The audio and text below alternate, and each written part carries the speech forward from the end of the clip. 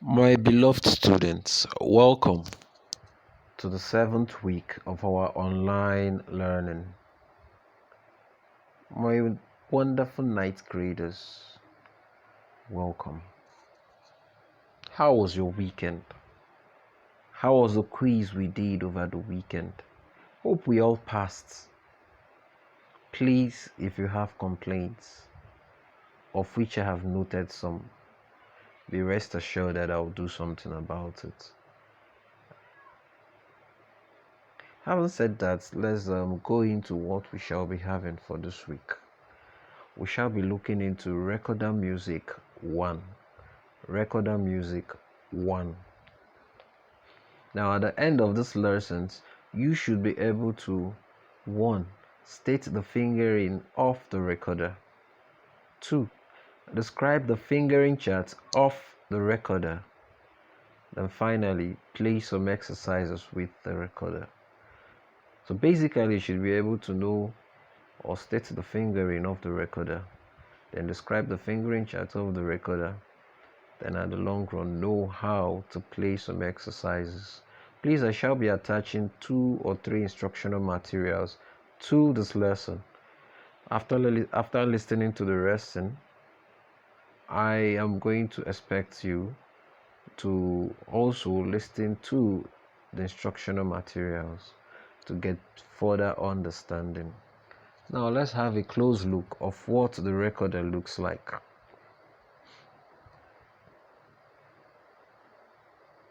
This is what the recorder looks like. Parts of a recorder. Parts of a recorder. The recorder is a kind of barrel instrument. It's a kind of a barrel shaped instrument. It is divided into 3 regions: the head region, the foot region, and the middle region. Now, the head region, at the head region, you can find the mouthpiece and the window hole there. Then at the barrel region, which contains most of the holes, the fingering holes. Then at the foot region, you can find a hole and the other end of the recorder. Take a closer look at it. Now this is a plastic or a wood molded plastic recorder. A wood plus molded plastic recorder. It is also known as a soprano recorder. What is a recorder? What is a recorder? The recorder is a woodwind musical instrument in the group known as the internal duct flute with a whistle mouthpiece. I repeat, a recorder is a woodwind instrument, a woodwind musical instrument in the group known as internal duct flute with a whistle mouthpiece. Just for you to know, the aerophones or the woodwinds, they all have different kind of mouthpiece. For example, the trumpet mouthpiece is different from that of a recorder. Have you seen it? The mouthpiece of a recorder is also like that of a clarinet. Okay, so let's go to the next slide. Now, there are 8 holes on the recorder. 8 holes on the recorder. 7 in front and 1 at the back. The recorder is made in different sizes with names and compasses roughly corresponding to the different vocal ranges. Now, for you to know, we have a soprano recorder which can take the dissecant because of its vocal range. It is very high. Then we have an alto recorder which has a lower vocal range but bigger in size. We have a tenor recorder and so on and so forth. But this is a soprano recorder. This is a soprano recorder. Let's look into the next slide, what you should know about the recorder.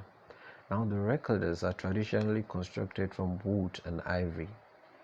Ivory, wood, they are kind of woods.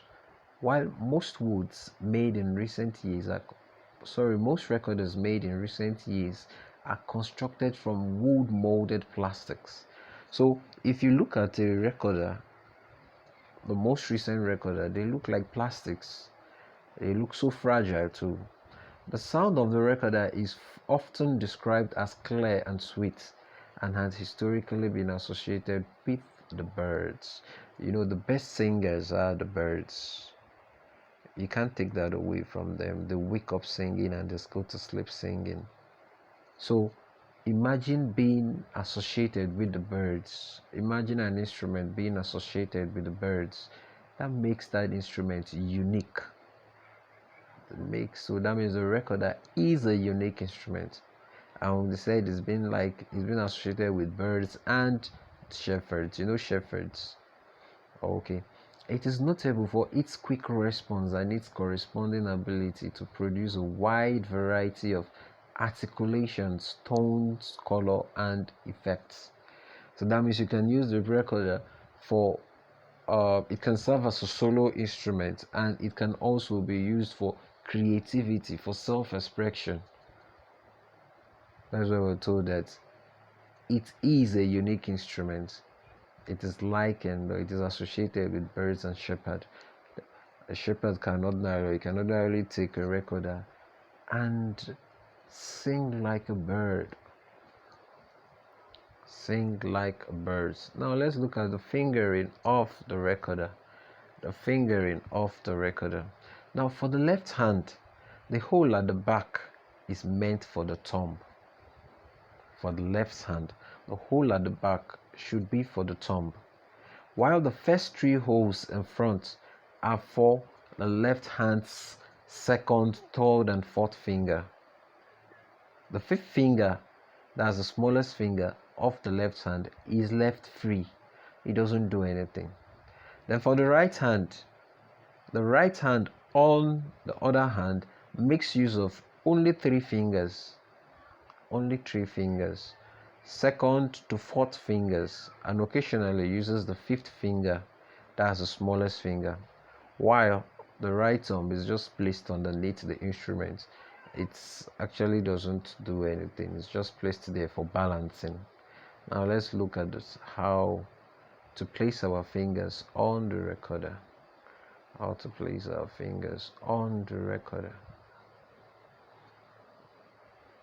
Now you see it's divided into three, as we've been told. The air has to pass through the mouthpiece, which is in the head region. Then look at how you place your fingers. The left one, the thumb stays under. The index finger next, the middle finger, then the ring finger comes in finally. Then for the right hand, the index finger starts or continues, the middle finger, the ring finger, and finally the little finger. Remember, we're told this occasionally. So this is how to hold it. This is how to hold your recorder, how to place the finger in on your recorder. Then let's look into how to play the recorder. How to play the recorder.